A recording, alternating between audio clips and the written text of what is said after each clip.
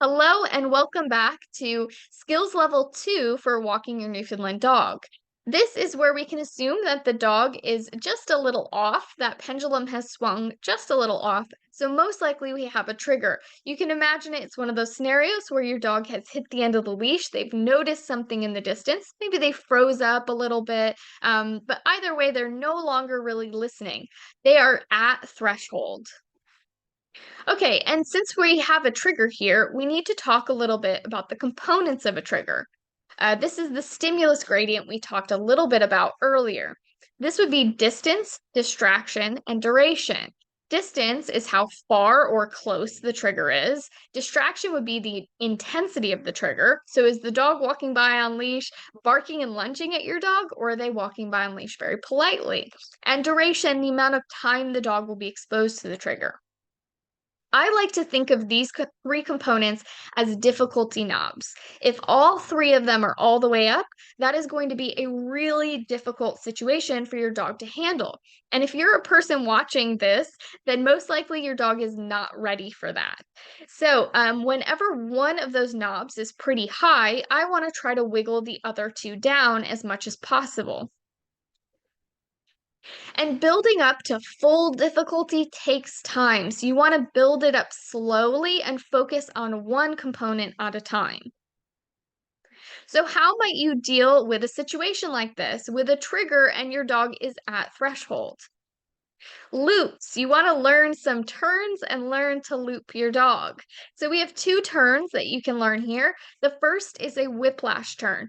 This is where your dog will turn to you, and it is a little bit of a reset. So remember duration, we're going to give our dogs a little duration break from the trigger. There's a little tiny reset there, and it does add a little distance. So think about it. If your dog is at the end of a 6-foot leash and then you loop them around and they're back next to you, they are 6 feet further from the trigger. So you've added a tiny bit of a duration reset and a little distance. How about the U-turn? This is where I turn the dog or you turn the dog as opposed to the dog turning towards you. And you're going to be headed way off in the other direction or backing way off. So again, you have that little bit of duration reset, and you're going to add a lot of distance here. And it's worth noting that these are less like training a new cue or behavior. You might be thinking, gosh, this sounds like a lot of training. But these two things are a little more like a dance that you need to rehearse with your dog, and there's almost no formal training needed. It's just practicing the mechanics so that your mechanics are fluid and your dog's mechanics are fluid. Newfies are big and sometimes can be a little awkward doing tight turns. Okay, so first off, the whiplash turn. This is best for more mild distractions. So your dog is at the end of the leash, they are looking at a trigger, and you're going to wiggle your fingers in their peripheral vision. You might be thinking, if my dog is at the end of the leash and looking at the trigger, if I wiggle my fingers behind them, how are they going to see that? But dogs have 270 degrees of vision. So here on the left, we have human vision. This is 180 degrees of vision. We have not much peripheral and we can't see behind us at all. But dogs' canine vision is 270 degrees. So that's that cheese wedge right there. And they have a much larger peripheral and they can partially see behind them. So if you get low and in their peripheral vision and you wiggle your fingers until they turn towards you, then you're going to loop them around and continue in the same direction. You're just giving them a little reset. What does this look like? You will watch a video of me doing this with my dog.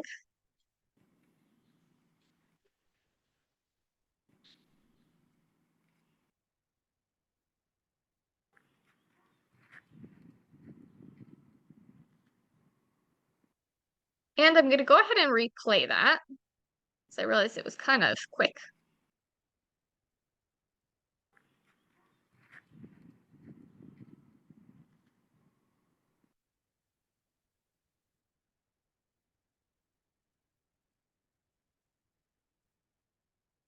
Okay, so What about the U-turn? This is for more intense distractions. So the dog has hit the end of the leash, they're looking at their trigger, you get low and in their peripheral and you wiggle your fingers and nothing happens. They're still staring at their trigger. And so this is where you might employ the U-turn. This is for more intense distractions. You're going to go hand over hand up the leash. Why is that important? We do not want tension on the leash. Don't pull back. If the leash is tight, it will escalate things. I realize that pulling back is a very natural reaction, but we want to try to avoid that. You don't want to escalate things, right? A little tension on the leash, tension, tension, tension, then boom, the dog bolts, right? Or you also don't want to end up in a situation where you're playing tug of war with your Newfie. You may or may not win that situation. Okay, so hand over hand is crucial to keeping the dog calm. And I highly recommend you do practice this ahead of time because it is not a natural response. The natural response there is to pull back. So you're going to practice on a chair and then your dog in the home or in the yard where it's nice and calm, going hand over hand up the leash. You should be able to do this very smoothly so it doesn't bounce the leash a lot or make the dog concerned when they're already looking at something they're concerned about. So you should be able to do it very smoothly and quite quickly, and that will only come with practice. Here's a video, as silly as it seems, of me practicing this at home. And at first I'm going to practice it on a chair. So that way I know I can get really smooth and fast doing this. And if I practice it, then in the moment when I need it, it will be my go-to move. And now I'm going to add in my dog.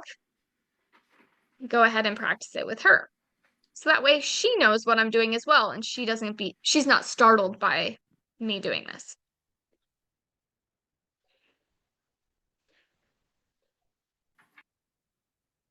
Okay, so you're going to hand over hand up the leash and then put your treat hand out to create a tunnel that's going to lock the dog into one position and then turn towards them. If they don't immediately turn, you can use a very gentle amount of hip pressure to help them turn. Though ideally, if you've rehearsed this with them ahead of time, no force will be needed and they will automatically start moving. So what does this look like? I'll play a video for you. Some people actually call this the ballerina turn. Some people call it the U-turn. You can see how without practice, this might be a little awkward for a large Newfoundland dog to do. But with practice, it's very easy. Okay, so why create that funny treat hand and hip tunnel? Why not turn them the other way where you don't need to do that? Well, what happens if the dog tries to bolt? Well, if in that situation, you would now have their head between your hip and your arms. You can kind of squeeze in a little bit, and momentum in physics at that point would be on my side, not theirs. So, right, I have them right at my center of gravity, and I have the front part of them, not their center of gravity. So it's helpful for us. And also, at this point, you could manually help turn them a little bit. If you can turn an animal's head, then you can turn their whole body. Obviously, we want to avoid that. We don't want to have to manually turn our dogs. We want this to be force-free and for them to automatically do it, which if you've rehearsed, they'll most likely do. But if you needed it in an emergency situation, you could. Okay, so now we're going to watch a video of me practicing this with my dog. One of my favorite thing about these two turns is you can easily practice them back to back. So I recommend going out in the backyard and just rehearsing them a couple times.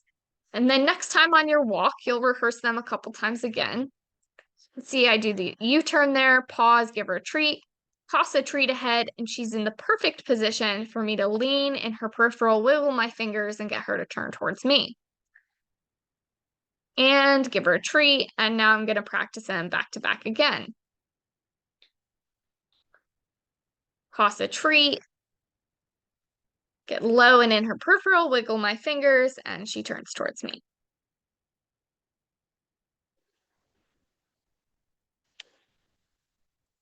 Okay, now we're going to look at a specific scenario so that you can see how to apply this information a little more clearly. What about fence runners? This is the bane of everyone's existence while out on a walk. Okay, so we're going to look at the stimulus gradient here. Distance, distraction, and duration. What is the difficulty of the distance? Well, your average neighborhood street is going to be between 35 and 39 feet wide, so it's about that distance. Of course, if you're on a highway or something where you have to be right up next to the fence, that's going to be a lot more difficult. And distraction here is at its highest intensity. I can't think of anything more distracting for a dog than a dog running up against a fence. Maybe if it was a cat running up against a fence. Okay, and duration here, I timed myself doing it a couple times. It's about 90 seconds to walk by.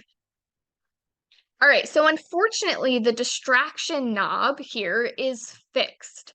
Unless you know the dog who's running the fence and can ask them to sit or something like that, which I highly doubt, then that one is just fixed. We can't control that knob. We can control the distance. We can start off at a much further distance, and we can control the duration using our loops. We can have the dog exposed to the trigger for 1 second, maybe 2 seconds, and then loop them around, give them more distance, and give them a nice little reset. So when you work on difficult scenarios like this, you work on it in chunks. First, work on this at a far distance, reward for engagement, and slowly work up to a closer proximity. Then move closer, but use your loops and walk away after short durations, slowly building up to longer durations. So here we can see a picture of a nice 50-foot distance. You're staying back at a distance where the dog is able to function and engage with you. Then you might move up that distance if you've worked slowly up to that, but you're going to use your loops so that the dog is not spending much duration around that trigger. Once you can successfully do a distance of 35 feet and you can successfully stay there for 1 to 2 minutes, you have built up enough focus to walk by. Success. Thank you so much for tuning in to the second portion of the skills needed for leash manners with your dog.